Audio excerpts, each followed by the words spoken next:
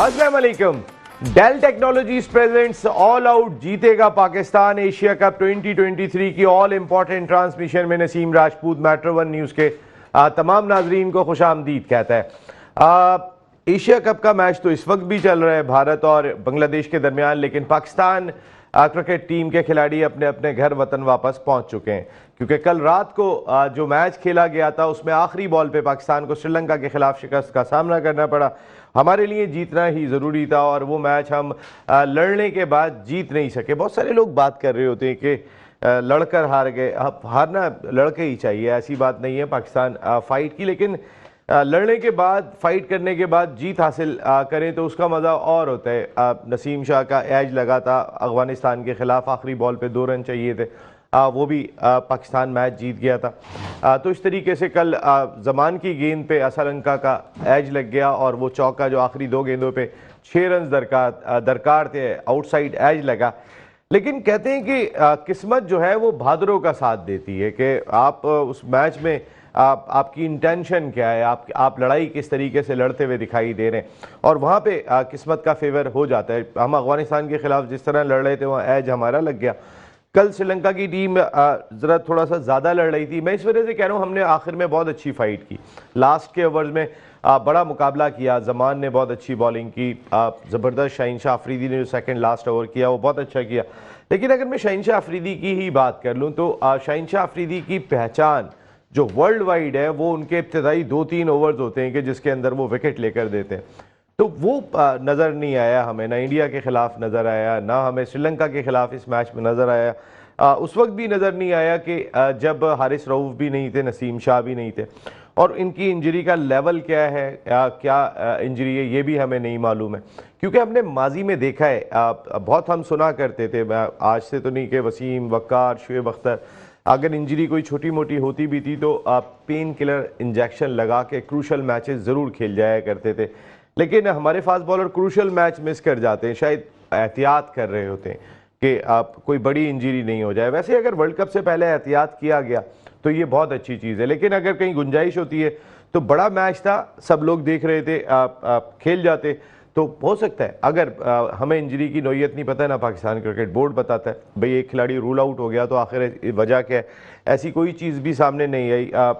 Precautionary basis पे आराम करार दिया जाता है। दूसरा एक इम्पॉर्टेंट मसला अगर आप देखें तो हमारी बेंच स्ट्रेंथ है, या हम कहते हैं कि जो हम सेकंड प्लेयर लगाते हैं साथ में वो कोई बहुत स्ट्रांग दिखाई नहीं दे रहा। मिसाल के तौर पे अगर आप शादाब के साथ हमने उस्मान कादिर को लगा के रखा इतने अरसे तक कि शादाब का बैकअप उस्मान कादिर है, उस्मान कादिर वो पोटेंशियल नहीं थे। या इसी तरीके से मैं रिजवान के साथ आपने हारिस को लगाया, हारिस की ओडीआई में परफॉर्मेंस देखें, हारिस जो है वो T20 में अगर रिजवान का रिप्लेसमेंट उन्हें लगाया जाता तो ये बहुत ही ज़बरदस्त फैसला होता, इसको सब लोग अप्रिशिएट करते। लेकिन आपके पास ऑप्शन ऐसा नहीं है। पाकिस्तान बहुत बड़ा मुल्क है, एक खिलाड़ी है उसका नाम है कोयटा से हसीबुल्ला। मैं आज हसीबुल्ला की परफॉर्मेंस देख रहा था जो लिस्ट ए क्रिकेट में, और फिर वो अभी पाकिस्तान शाहीन्स की जानिब से गए, पाकिस्तान ए की जानिब से गए। टॉप ऑर्डर बैटर है, ऊपर बैटिंग करते हैं, विकेट कीपिंग भी करते हैं। उनकी पिछले 2 सीज़न से, जिसमें तमाम 6 टॉप टीमें खेल रही थी, तमाम वो 6 टीमें के जो बनाई गई थी पूरे मुल्क के टैलेंट पर मुश्तमिल होती थी, उसमें वो दोनों पिछले ओडीआई का जो सीज़न था उसके बेस्ट बैटर रहे थे, सबसे ज़्यादा रन उन्हीं के थे। इसके साथ साथ 25 मैचों में 5 सेंचुरियाँ हसीबुल्ला की थी। हसीबुल्ला का 50 का एवरेज है लिस्ट ए क्रिकेट में तकरीबन करीब करीब। तो हमारे पास टैलेंट नहीं है। अगर टॉप ऑर्डर पे आज हम परेशान हो रहे हैं कि फ़खर परफॉर्म नहीं कर रहे हैं, तो हमारे पास एक ओपनर भी मिल जाता जिसकी परफॉर्मेंस है, जो लिस्ट ए से लेके पाकिस्तान शाहीन से लेके हर जगह परफॉर्म कर चुका है। लेकिन हमने लगाया हारिस को, हमने रिप्लेसमेंट ऐसा विकेट कीपर लगाया कि जो रिप्लेसमेंट प्रॉपर तौर पे नहीं है। सरफराज 6 नंबर पे बैटिंग के लिए सरफराज है। अगर टीम की रिक्वायरमेंट कोई ओपनर है तो हसीबुल्ला मिल जाते हैं, अगर 6 नंबर का विकेट कीपर की आपको रिक्वायरमेंट है तो सरफराज मिल जाते हैं, लेकिन हारिस नहीं बनते। तो हमारा थिंक टैंक ज़रा सोच समझ के फैसले करे।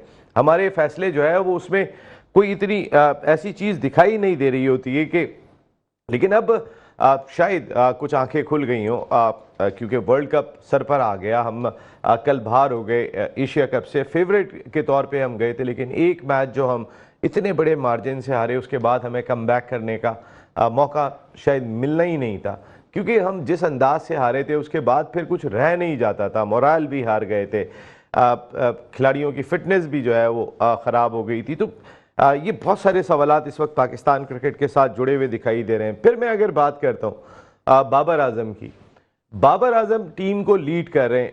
बाबर आजम देखिए, बात हम कहते हैं कि कप्तान लीडिंग फ्रॉम द फ्रंट, बिल्कुल, लेकिन क्रूशल मैचेस में कप्तान को नजर आना चाहिए। विराट कोहली नजर आते हैं क्रूशल मैचेस के अंदर। पाकिस्तान का कोई भी मैच उठाएं, वो एक मैच जो हुआ था इनसाइड एज लग के बोल्ड हो गए थे, वरना उठाएं उनका 100 भी नजर आएगा, उनके 80 भी नजर आएंगे, उनके 180 भी नजर आएंगे अगेंस्ट पाकिस्तान।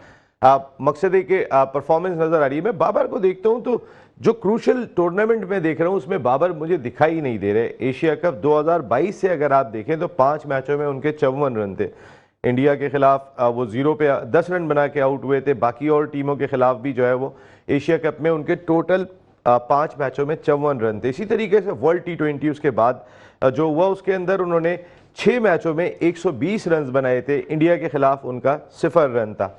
अगर मैं इस एशिया कप 2023 की बात कर लेता हूं तो बाबर आजम जी लीडिंग रन स्कोरर हैं, अब तक सबसे ज्यादा रन बनाए हुए उन्होंने। लेकिन उनके अगर मैं रन देखता हूं 207 रन टोटल अब तक 4 मैचों में।